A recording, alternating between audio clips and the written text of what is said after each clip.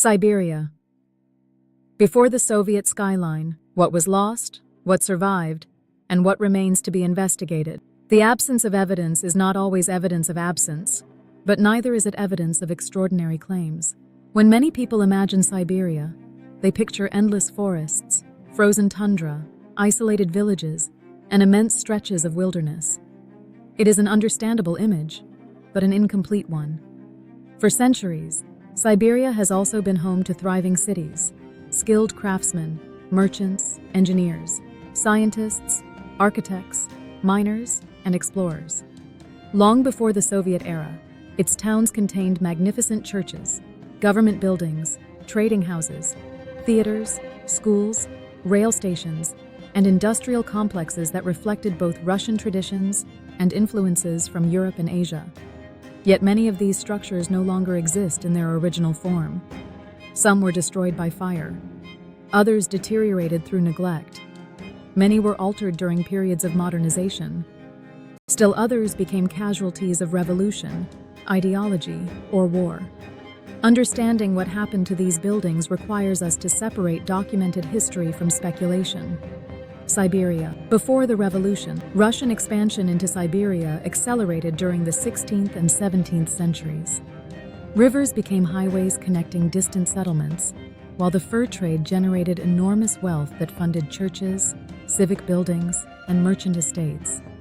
Cities such as Tobolsk, Tomsk, Irkutsk, Krasnoyarsk, Omsk, Tyumen, Yakutsk developed distinctive architectural identities.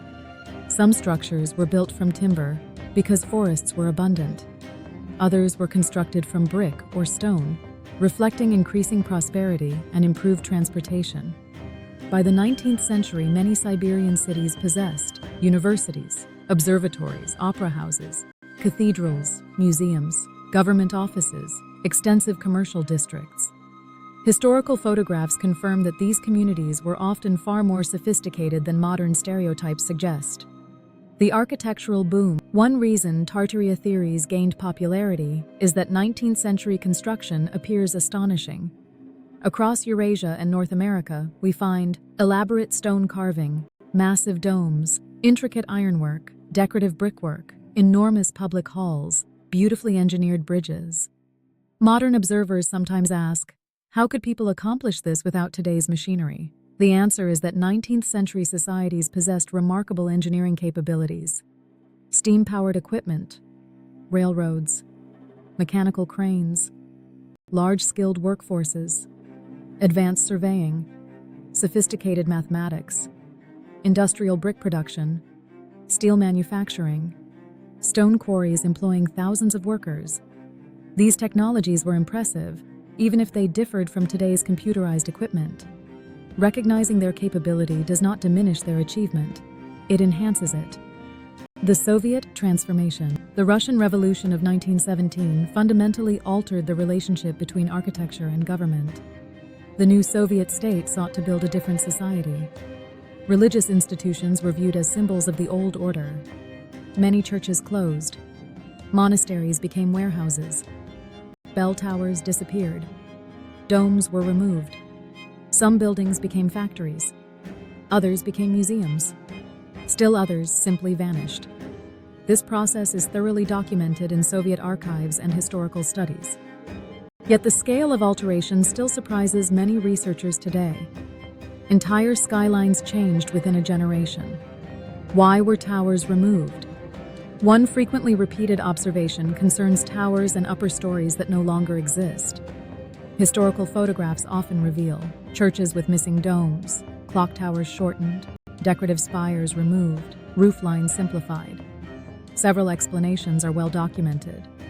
Ideological reasons. Religious symbols conflicted with official atheism. Structural damage. War, earthquakes, fires, and weather weakened many buildings.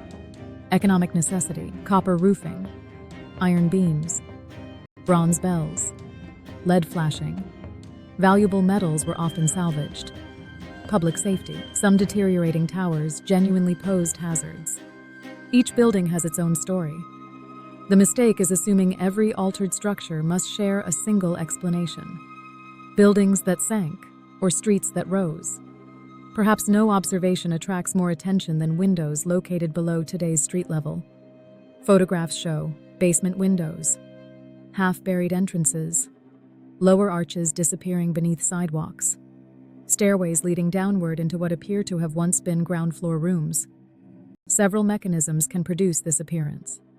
Regrading streets. As cities grew, roads accumulated layers of stone, gravel, brick, asphalt, utilities, drainage improvements. Over centuries, street elevations gradually increased.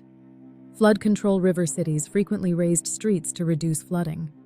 Entire districts sometimes received imported fill. Fire reconstruction. After devastating fires, rebuilding often occurred atop debris from earlier structures.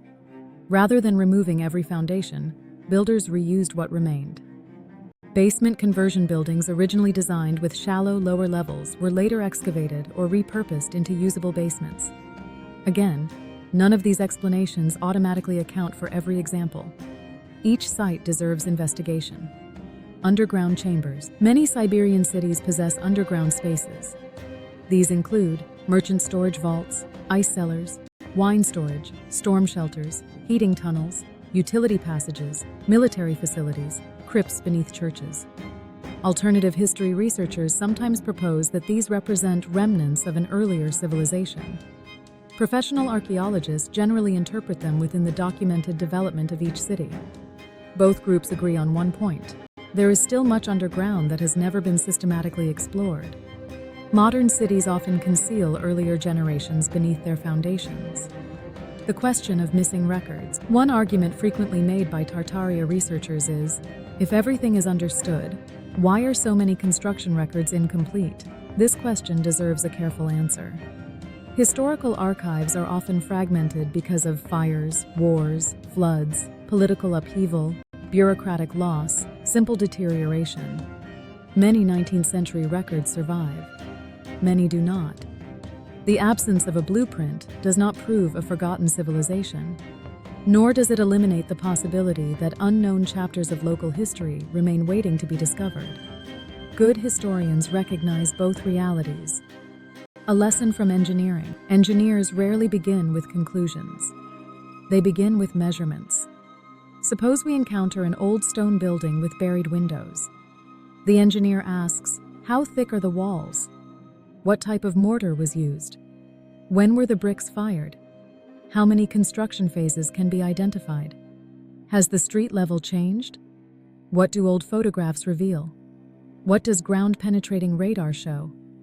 Are original deeds available? Only after collecting evidence do explanations begin to emerge. This investigative mindset will guide the remainder of this series. Looking ahead, whether Siberia conceals forgotten chapters of architectural history remains an open question. What is beyond dispute is that enormous changes occurred during the 19th and 20th centuries. Cities expanded. Governments changed. Wars reshaped landscapes. Religious monuments disappeared. Industrialization transformed skylines. Entire neighborhoods were rebuilt. The challenge before us is not simply to recover lost buildings. It is to recover the stories that accompanied them. Some will reinforce conventional history. Others may reveal overlooked engineering achievements. A few may present genuine mysteries. Our task is not to force them into a single narrative, but to follow the evidence wherever it leads. Research notes documented expansion of Siberian cities under the Russian Empire, Soviet alteration and demolition of many religious and historic buildings, raising of street levels and adaptive reuse of older structures in many historic cities, extensive underground storage, utility, and religious chambers beneath older urban centers. Questions for further investigation: were some architectural features removed for reasons beyond those documented?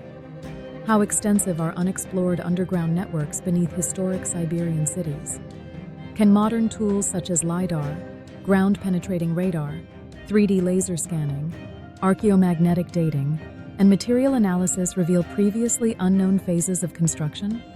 Global Robotics Corporation, Robert Colee.